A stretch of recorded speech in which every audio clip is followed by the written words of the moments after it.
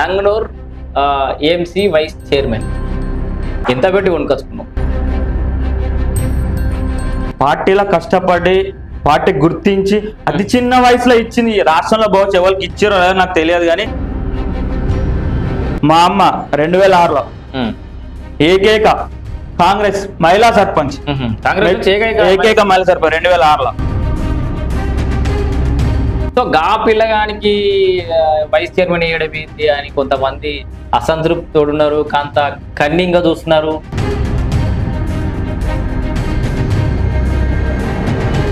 సిద్దిపేటలకు ఇదొకటి అంటే మన ఏమంటారు బయట అయిపోయింది రైమ్ లెక్క. జగ్గన్న, దామన్న, పొన్నమన్న, మైనంపల్లన్న,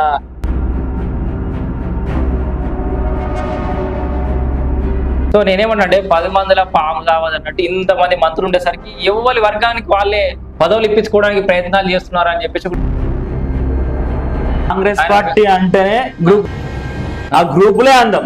ఒక ఇప్పుడు మన ఇంట్లో ఎంతో మంది తమ్ముడు అన్న కొట్టుకుంటారు, తిట్టుకుంటారు.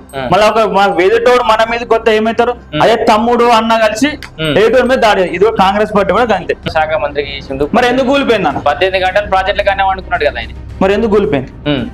అన్నారం, సుద్దిల్లా, మేడిగడ్డ మరి ఎందుకు ఉంగినాయి చెప్పు మరి.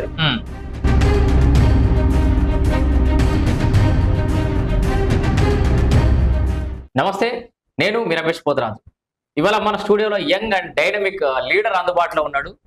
నంగనూర్ mandal AMC vice chairman. So ఇటీవలే బాధ్యతలు చేపట్టిండు. మన స్టూడియో కూడా రావడం జరిగింది మన రిక్వెస్ట్ మేరకు. ఆయన అడిగి చాలా విషయాలు తెలుసుకుందాం. ఎందుకంటే సిద్దిపేట లాంటి నియోజకవర్గంలో ఇంత యంగ్ ఏజ్ లో అంటే ఒక రకంగా సిద్దిపేటలో ప్రతిపక్ష పాత్ర అనేది చెప్పుకోవాలి. హరీష్ రావు ఇక్కడ ప్రాతినిధ్యం వహిస్తుండు. అంతకంటే ముందు వాళ్ళ మామ కేసీఆర్ గారు ప్రాతినిధ్యం వహించారు. దాదాపు 20 సంవత్సరాల నుంచి వాళ్ళది ఇక్కడ రాజ్యం నడుస్తుంది. ఇట్లాంటి ప్రాంతంలో తట్టుకొని మరి నిలబడుతున్నటువంటి యంగ్ డైనమిక్ లీడర్ మనోగతం ఏందో తెలుసుకుందాం. నమస్తే నమస్తే, కంగ్రాచులేషన్స్. అట్లీ సో కంగ్రాచులేషన్స్ తో పాటు డైరెక్ట్ పాయింట్కి వచ్చేస్తా. ఓకేనా? సో నంగనూర్ ఏఎంసీ వైస్ చైర్మన్ ఎంత పెట్టి కొనుకొచ్చుకున్నాం? పైసలు పెట్టి కొనుక్కుంటారా కాంగ్రెస్ పార్టీలో? కష్టపడితే కష్టాన్ని గుర్తించి ప్రతిఫలం ఇచ్చే పార్టీ కాంగ్రెస్ పార్టీ. అంటే ఎక్స్పెక్ట్ చేసిన ఆన్సర్ చెప్తున్నావు. కొత్త ఎవరు చెప్పారు వాళ్ళని అడగండి అన్న. పైసలు ఎంత పెట్టి కొంటారు మాకేం తెలుస్తా అన్న. ఎవరిలో చెప్పింది మీరు మాట్లాడడం కరెక్ట్ కాదు అన్న. పార్టీలో కష్టపడి పార్టీ గుర్తించి అతి చిన్న వయసులో ఇచ్చింది. రాష్ట్రంలో బహుశా ఎవరికి ఇచ్చారో లేదో నాకు తెలియదు, కానీ అతి చిన్న వయసులో ఏఎంసీ వైస్ చైర్మన్ చేయడం కాంగ్రెస్ యూత్ కు ప్రాధాన్యత ఇస్తున్నట్టు అనుమానం వస్తుంది. మరి మీకు ఏదో రాజకీయ నేపథ్యం ఉందని అంటున్నారు. మీరు ఏమన్నా మరి పైసలు ఇచ్చి కొనుకొచ్చారేమో అని అతి చిన్న వయసులో వచ్చిందని అనుమానం? లేదన్న, మాది రాజకీయ కుటుంబం. గత 35 ఏళ్ళ నుంచి మా నాన్న NSI mandal president, district general secretary NSI youth Congress mandal president, ఒకసారి చేసి నంగనూరు మండల్ ప్రెసిడెంట్, తర్వాత డిస్ట్రిక్ట్ జనరల్ సెక్రటరీ. మా అమ్మ 2006లో ఏకైక కాంగ్రెస్ మహిళా సర్పంచ్, ఏకైక మహిళా సర్పంచ్ 2006లో.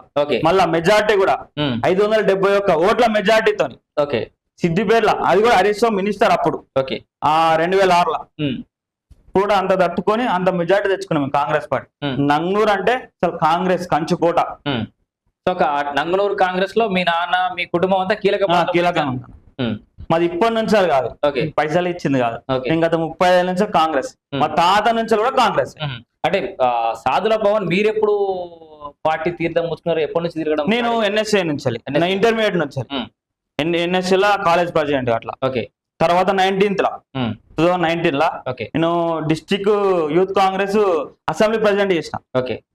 అప్పుడైతే జనరల్ సెక్రటరీ అయినా, కొన్ని స్వల్ప ఓట్లతో ఓడిపోయి జనరల్ సెక్రటరీ అయినా. అదే మొన్న 23లో 24 డిస్ట్రిక్ట్ జనరల్ సెక్రటరీ అయినా. హైయెస్ట్ కాన్ఫరెన్స్ లో ఓట్లు నాకు వచ్చినాయి యూత్ కాంగ్రెస్. సో గా పిల్లగానికి వైస్ చైర్మన్ వేయడం ఏంటి అని కొంతమంది అసంతృప్తి ఉన్నారు, కాంత కన్నింగ్ గా చూస్తున్నారు. ఈ పదవి కూడా ఊడవీకే ప్రయత్నం చేస్తున్నారు అనే ఒక విషయం కూడా వినబడుతుంది. దీన్ని ఎట్లా చూస్తారు? మీ ప్రత్యర్థులు, శత్రువులు ఏమైనా ఉన్నారా? పార్టీ లీడర్ అన్నారు కంపల్సరీ ఉంటారు. రాజకీయాలు ఏముంటారు? ఈ రోజు మిత్రులు రేపు శత్రులు కావచ్చు, రేపు ఈ రోజు శత్రువులు రేపు మిత్రులు కావచ్చు. ఏదైనా జరుగుతుంది రాజకీయాల్లో. అట్లాంటి ప్రయత్నాలు అయితే జరుగుతున్నాయా ఏమన్నా? అది మాకు తెలియదు, అది మీకు తెలియదు. మీ మీడియాకి ఎవరు ఇచ్చారో నాకైతే తెలియదు. మరి ఒక్కసారి జీవన్ క్యాన్సిల్ అయ్యే ఛాన్సెస్ ఉంటుంది మీకు తెలిసిన. నేను ఏమంటున్నా, అట్లాంటి అసంతృప్తులు ఎవరైనా ఉన్నారనుకో సాధుల పవన్కి ఎందుకు ఇచ్చారు అని. వాళ్ళని ఎట్లా చూస్తూ వాళ్ళని కూడా కలుపుకొని పోయే పరిస్థితిలో ఉన్నావా, లేకపోతే వాళ్ళ సంగతి ఏందో చూస్తా అని అంటున్నావా? మనతో వస్తే మనం కలుపుకొని పని చేస్తాం.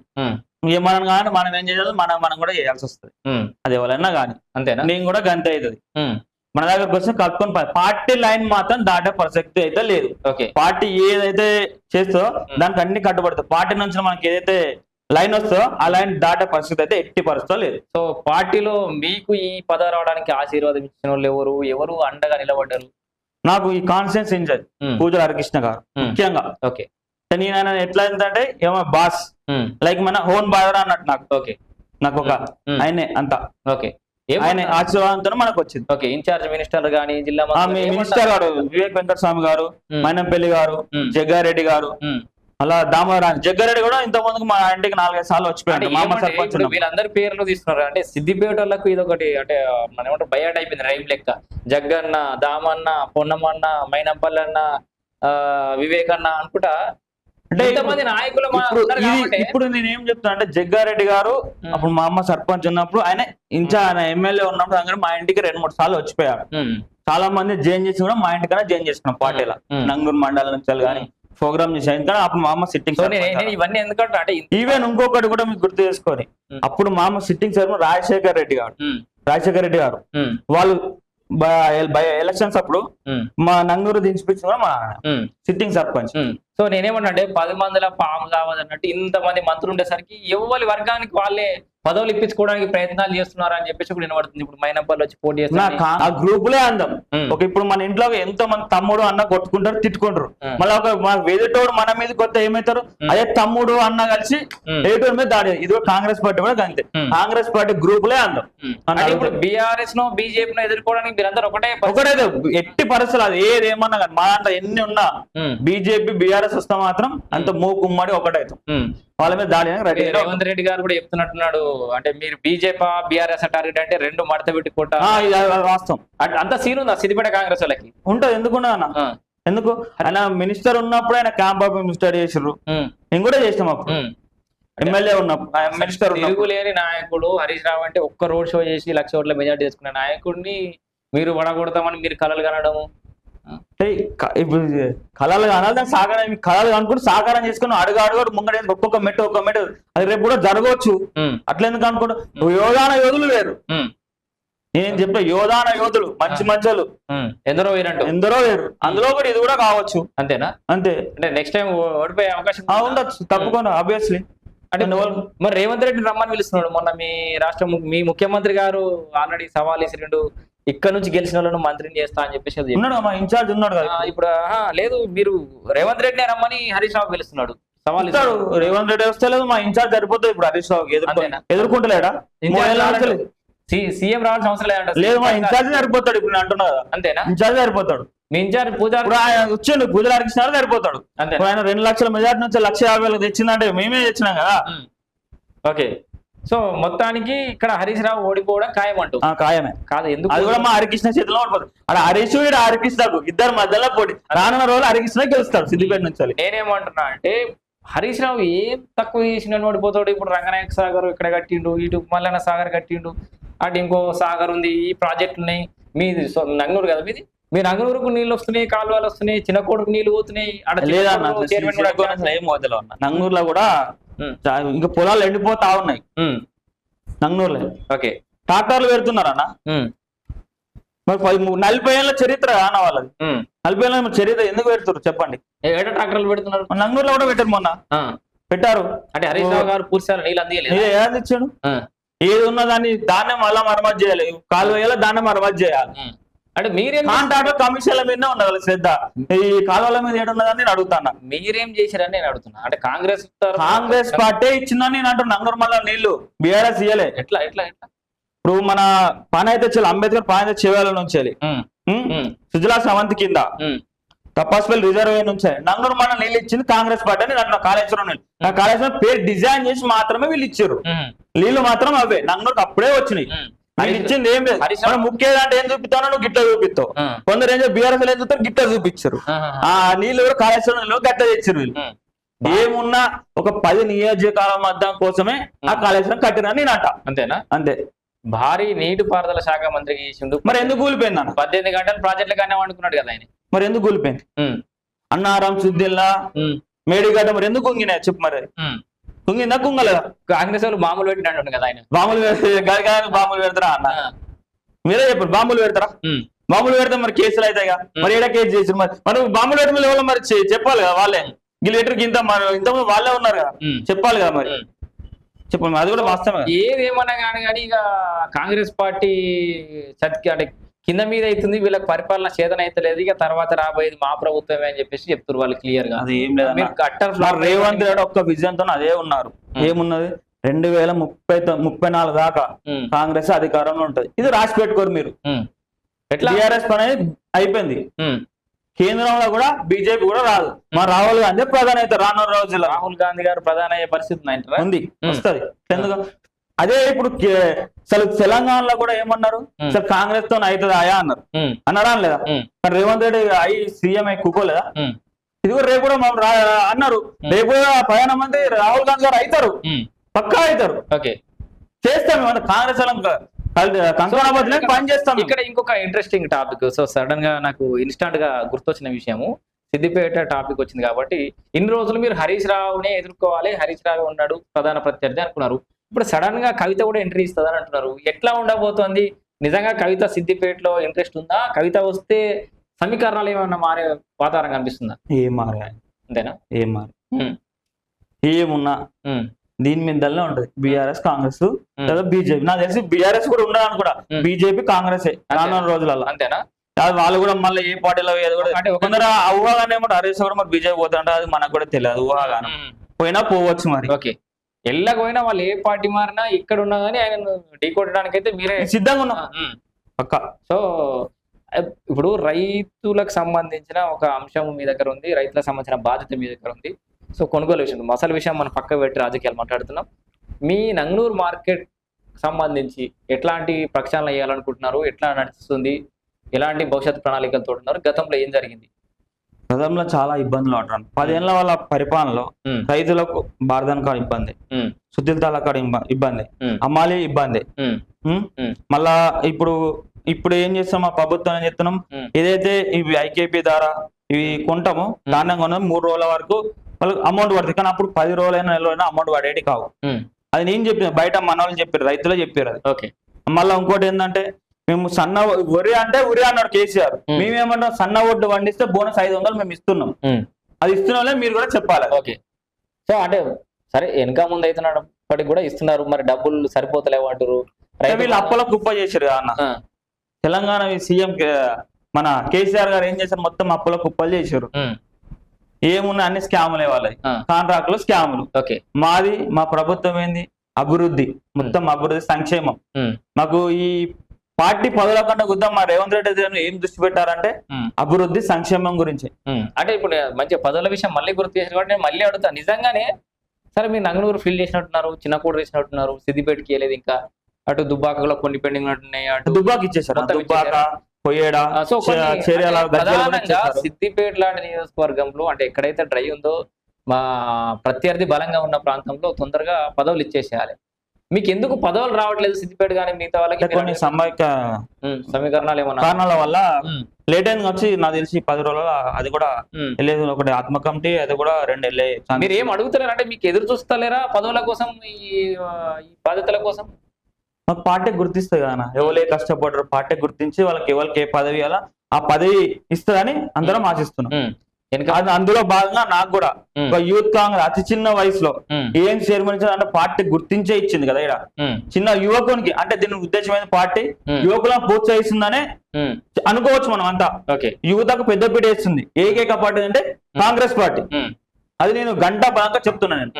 సో మీరు ఇంత చెప్తారు ఏమన్నా అంటే ఎమ్మెల్యే సీట్కి వెళ్తామంటారు.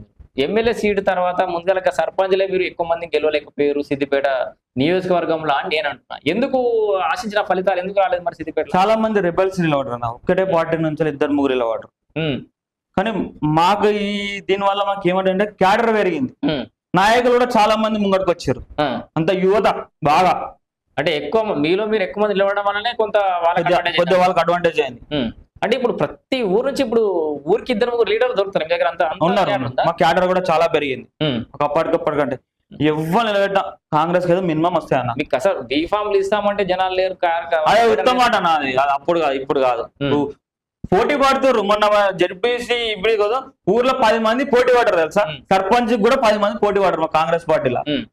ఇప్పుడు జడ్పీ పీఠం కూడా కైవసం చేసుకుంటాం పరిస్థితులు ఉందా? ఉంది, పక్కా ఉంది. సిద్దిపేట మున్సిపల్ సంగతి చెప్పు. ఇది కూడా మున్సిపల్ కంపల్సరీ కొట్టుడే అన్న, ఎట్టి పరిస్థితిలో కొట్టుడే. అంతేనా? ఏది ఏమన్నా గానీ కైవసం చేసుకుంటే జెండా ఎగరేసుడే. అంతేనా? అంతే. హరీష్ రావు ఉండని ఎవరైనా ఉన్నారన్న, మాది ఒక్కటే ఇలా జెండా వాతాలు అంతే. ఇప్పుడు మీ ముఖ్యమంత్రి రేవంత్ రెడ్డి గారు సిద్దిపేట మీద కాన్సన్ట్రేట్ చేస్తే హరీష్ రావు పోయి కొడంగల్ కాన్సన్ట్రేట్ చేస్తా అంటుండు.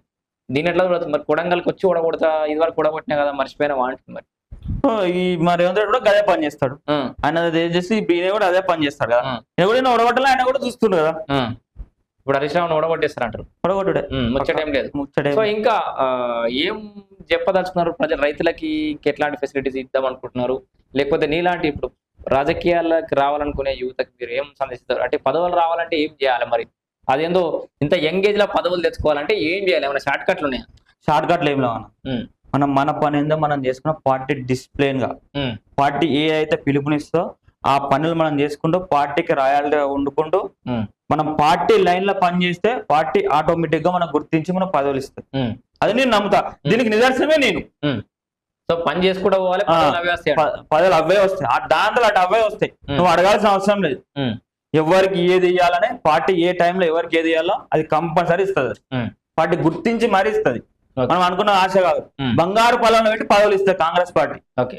So market committee vice chairman గా అంటే నంగనూరు ప్రాంత రైతుల అభ్యున్నతి కోసం ఎలాంటి ప్రణాళికలు ఉన్నాయి మీ దగ్గర? ఏం చేద్దాం అనుకుంటున్నారు? రైతుల కోసం వారికి ఏదైతే నీడ్ ఉంటుందో ఆ నీడ్ ని ఫిల్ఫిల్ చేయడానికి మేము మా సాయశక్తిలో కృషి చేస్తాం. మా ప్రభుత్వం మాకంటే రేవంత్ రెడ్డి గారు రైతులకు పెద్ద పీటేస్తున్నాం. 2 లక్షల రుణమాఫీ అయితేనేమి, రైతులకు ఉచిత కరెంట్ అయితేనేమి, రైతులకు ఏదైతే ఇన్పుట్ సబ్సిడీ వస్తాయో అవి పక్కా రైతులకు అందే విధంగా రైతు వాళ్ళ లెక్క బీఆర్ఎస్ లకే ఇస్తాం, ఏటోలకి మేము అందరికి రైతులందరికీ ఇచ్చే విధంగా మన నంగూరు మండల్ రైతులే ఈ రాష్ట్రానికి దేశానికి ఆదర్శంగా అయ్యేగా వాళ్ళని తీర్చిదిద్ది వాళ్ళతోని అంతే విధంగా మళ్ళా క్రాప్ కూడా వచ్చే ఎక్కువ విధంగా మళ్ళా ఈ ఫెర్టిలైజర్స్ షాపులలో కూడా నకిలీ విత్తనాలు లేకుండా దాన్ని నిర్మూలించుకుంటా ఏదైతే రైతులు మంచిగా సహసిద్ధమైన వ్యవసాయం మళ్ళా తర్వాత మోడల్ గా కొన్ని ఏదైతే టెక్నికల్ గా అప్గ్రేడ్ అయ్యి వాళ్ళకు కూడా కొంచెం ఎడ్యుకేట్ చేసుకుని రైతులను ఇంకా ముందు తీసుకుపోతామని సందర్భంగా మీకు తెలియజేసుకున్నాం. సో మీరు అంటే సిద్దిపేటకు వచ్చిన నిధులన్నీ రేవంత్ రెడ్డి ఎత్తుకపోతుండు, కొడంగల్కి ఎత్తుకపోతుండు, ఇటు ఏం రాణిస్తలేడని హరీష్ రావు అంటుంది కదా. మరి ఎందుకన్నా అట్లా ఏం లేదు, ఏం అట్లా పక్షపాతం ఏం లేదు. మా కాంగ్రెస్ పార్టీ అందరూ మాకు అన్ని నియోజకవర్గాలు ఇంపార్టెంట్. ఈ వీళ్ళ లెక్క మా ఎమ్మెల్యే ఉంటేనే మేము ఇస్తాం, మా ఎమ్మెల్యే మేమేమో మా పార్టీకి ఆ సిద్ధాంతం అది కాదు, మేము అలా చెయ్యం. మేము అట్లా ఎందుకు అంటున్నా? ఓ కాన్ఫరెన్స్ కి 3500 ఇందిరా బిల్లు ఇచ్చినాం. నేను ఒక బిల్లు ఆపినామా? మా పార్టీకి ఇస్తామని చెప్పినామా? చెప్పలే కదా. అందరికి కాన్ఫరెన్స్ 3500 ఇండ్లు ఇచ్చినాం. రేషన్ కార్డు ఈ కేసీఆర్ 10 ఏళ్ళ ఒక్క రేషన్ కార్డు ఇచ్చిందా అన్న? మీరు చెప్పండి. ఇయ్యలే. మేము కొన్ని వేల రేషన్ కార్డులు ఇచ్చినాం రాష్ట్ర వ్యాప్తంగా. మా మండలంలో ఇచ్చినాం అన్న ఒక 1000 దాకా. మా మండలంలో ఇచ్చినాం కొత్తవి. మా దాంట్లో 700 దాకా ఇందిరా మిల్లు. మా ఊళ్ళోనే ఒక దాదాపు 100 ఇల్లు ఇచ్చినాం అన్న. ఇందిరా మిల్లు నంగనూరు మండల్లో ఇందిరా మిల్లు ఇచ్చినాం. సీసీ రోడ్లు మిగతా డెవలప్మెంట్ అవన్నీ అన్నిటికీ నిధులు వస్తున్నాయా? నిధులు వస్తున్నాయి. మా మండలికి 2 కోట్లు ఇచ్చినాం. 2 కోట్ల సీసీ రోడ్ వర్క్స్ ఇచ్చినాం మా మండలికి. సో ఎలాంటి పక్షపాతం లేకుండా దాంట్లో ఏం లేదన్న. మళ్ళా మేము కూడా ఇక్కడ ఈ కాన్స్టిట్యున్సీ లా ఉచిత కరెంట్ ఇస్తున్నాం. గృహజ్యోతి 200 యూనిట్లు ప్రతి ఒక్కరికి ఇస్తున్నాం. ఎవరైతే అర్హులు ఉన్నారో వాళ్ళందరికీ ఇందిరమ్మ ఇల్లు ఇస్తున్నాం. ఆ మహిళలు ఉచిత ప్రయాణం చేస్తారు. రానున్న రోజులు కూడా ఇంకా చేస్తాం మేము. ఎలాంటి లేదు, ఇంజిన్ కూడా అందరికి టైం టు టైం ఇస్తున్నాం. అంతెందుకన్నా దీనికి నిదర్శనం ఏంటంటే నంగూరు ఆయిల్ ఫ్యాక్టరీ. ఎందుకంటే వాళ్ళ గవర్నమెంట్ అయిపోయింది. మీరు రేవంత్ రెడ్డి అంటారు ఇక్కడ నిధులు అక్కడ తీసుకోవాలంటే మరి ఇక్కడ మధ్యాహ్నం ఆపేది కదా అన్న. కానీ ఆపలే. ఆయన ఏం చేసిండు, దాన్ని కూడా రైతులు ఏదైతే ఇబ్బంది పడతారో ఆల్రెడీ ఇచ్చేసారు కాబట్టి వాళ్ళకు ఇంకా అదనంగా వీళ్ళు ఏదైతే వ్యయంతో దాన్ని కన్స్ట్రక్ట్ చేసారో దానికి అదనంగా వ్యయం ఇచ్చి దాన్ని పూర్తి చేసి మళ్ళా మొన్న రీసెంట్ గా 2 రోజుల కింద మంత్రి శ్రీధర్ బాబు గారితో మళ్ళా బయోగ్యాస్ ఓకే బయోగ్యాస్ ప్లాంట్ కూడా ఇనాగ్రేషన్ చేయడం జరిగింది. అంటే మేము ఏ పక్షపాతం చూపించాం మనం చూపించాలి కదా అన్న. కాంగ్రెస్ పార్టీ అంటే పేదల పార్టీ, పేదల అభ్యున్నతి కోసం కృషి చేసిన పార్టీ కాంగ్రెస్ పార్టీ. అంతేందుకన్నా కేసీఆర్ అంటారు కదా అన్న, కేసీఆర్ ఏం చెప్పిండు, దళితులు ముఖ్యమంత్రి చేసిందా?